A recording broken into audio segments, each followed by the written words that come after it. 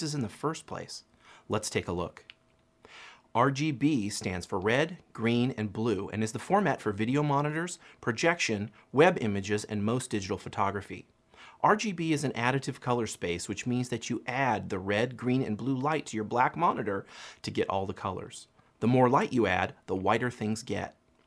RGB values are expressed as numbers between 0 and 255 for 256 possible values for each color. For example, you can get black, which is the absence of light, by having the value of each color at 0.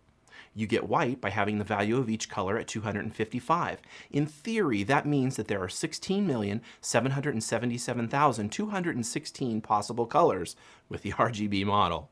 We can't distinguish them all, but it gives us a lot of flexibility. CMYK stands for cyan, magenta, yellow, and black. Well, the B was already taken by blue, so K will have to do.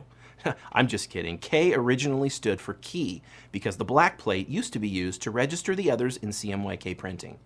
CMYK is the color model for conventional offset and some modern digital printing. CMYK is a subtractive color model, which means that you subtract light from a white piece of paper by adding more and more ink. The more ink you put on the paper, the blacker it gets. CMYK values are expressed in percentages. For example, white would be 0,000. Using no ink leaves the paper white. Black is a little trickier in CMYK because there are several ways to make it. You might try 0,00100 to specify straight black ink, perfect for clear, easy-to-read text, or 100, 100, 100, 0 for a black using the three other colors and no black at all. The problem is that too much ink on the paper makes it slow to dry and difficult to handle. Total coverage is a way of expressing how much ink you have on an area of your page by adding the percentages together. If you printed 100% of all four colors, you could get a total coverage value of 400%. In our previous example, we would have 300% coverage, 100% of each of our three colors. Most of the time, it's best to avoid exceeding 240% total coverage.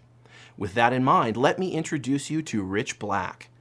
Rich Black is made using all four inks for a deeper black than is possible with K alone.